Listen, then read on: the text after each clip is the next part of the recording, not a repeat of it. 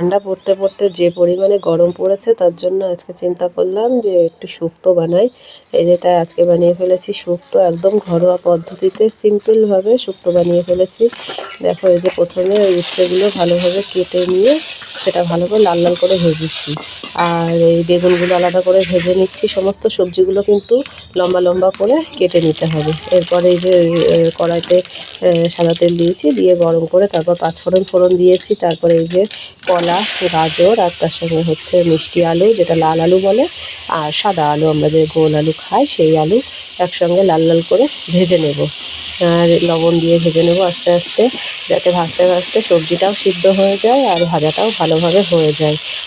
পরে যাতে জল দিয়ে কি দুধ দিয়ে যেটাই দিই না কেন বেশি বেশি পরিমাণ ফোটাতে না লাগে। এই লবণ দিয়ে দিলাম, দিয়ে ভালো করে এটা লাল লাল করে ভেজে নেব। এদিকে একটা মশলা তৈরি করে নেব, জিরে দিয়ে তার সঙ্গে অল্প একটু সর্ষে দিয়েছি, আর কাঁচা বাদাম, আর দিয়েছি রাঁধুনি, দিয়ে একটা মশলা বানিয়ে নেব। এই যে দেখো লাল লাল করে ভাজা হয়ে গেছে, ভেজে এই যে মশলাটা দিয়ে দিলাম, দিয়ে এই মশলাটা দিয়ে হালকা কষাবো, বেশি কষাবো না, হালকা করে একটু কষিয়ে নেব। সর্ষে দেওয়া আছে তো, সর্ষে যদি বেশি কষানো হয় তিতো লাগবে, যার জন্য বেশি কষাবো না।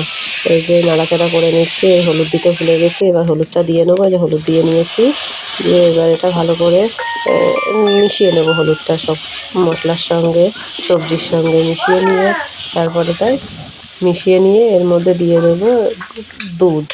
সবসময় তো গরুর দুধ পাওয়া যায় না, তাই আমি প্যাকেট দুধটা দিচ্ছি। শুক্তোর মধ্যে দুধ দিলে একটু অন্যরকম স্বাদ হয়। আমাদের বাড়িতে যতই ঘরোয়াভাবে বানায় না কেন, একটু দুধ দিলে খেতে সেটা সুন্দর টেস্ট হয়। তাই এই যে দুধ দিয়ে দিলাম, দুধ দিয়ে অল্প দুধ দিয়ে একটু নাড়াচাড়া করে নেব, দুধের কাঁচা গন্ধটা যাতে না থাকে। তারপর দিয়ে দেবো একটু জল, পরিমাণ মতো, যেটুকু যা ঝোল রাখবো কি মাখা মাখা করবো, কিন্তু সিদ্ধ হওয়ার জন্য তো একটু জল দিতে হবে, তাই একটু জল দিয়ে দিচ্ছি। জল দিয়ে সেটা ভালো করে ফুটিয়ে নেব। তোমরা কে কে শুক্তো খেতে পছন্দ করো, কে কীভাবে বানাও সেটাও জানিও, আর আমার রেসিপিটা কেমন লাগলো সেটাও কমেন্টে জানিও। দেখো জল দিয়ে এটা সিদ্ধ হয়ে গেছে। এরপর এই যে ভাজা বেগুন আর উচ্ছে ভাজাটা দিয়ে দেবো নামানোর একটু আগে। উচ্ছে দিয়ে বেশি সময় রাখা যাবে না, তাহলে তিতর ভাগটা বেশি হয়ে যাবে। এর মধ্যে অল্প একটু মিষ্টি দিয়ে দেবো, দিয়ে এটা নামিয়ে নেবো। এই যে দেখো ঝোল একদম নেই, আমি এটা শুকনো শুকনো করে করেছিলাম। কেউ যদি তোমরা ঝোল পছন্দ করো তাহলে অবশ্যই একটু ঝোল ঝোল করে বানাতে পারো, গরম ভাতের সঙ্গে ঝোল ঝোল করে শুক্তো বানালেও খুব ভালো লাগে, কিন্তু আমি আজকে এটা একটু মাখা মাখা করে বানিয়েছিলাম।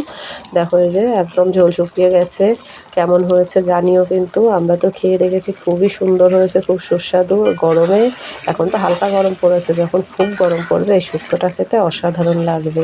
তখন গরমে তো আর কোনো কিছুই ভালো লাগে না খেতে, মাছ মাংস, তখন মনে হয় একটু শুক্তো দিয়ে ভাত খাই। এই যে দেখো, এই যে কমপ্লিট হয়ে গেছে এবার শুক্তো রান্না। কেমন হয়েছে লাইক করো, কমেন্ট করো, আর শেয়ার করে দিও বন্ধুদের কাছে। টাটা।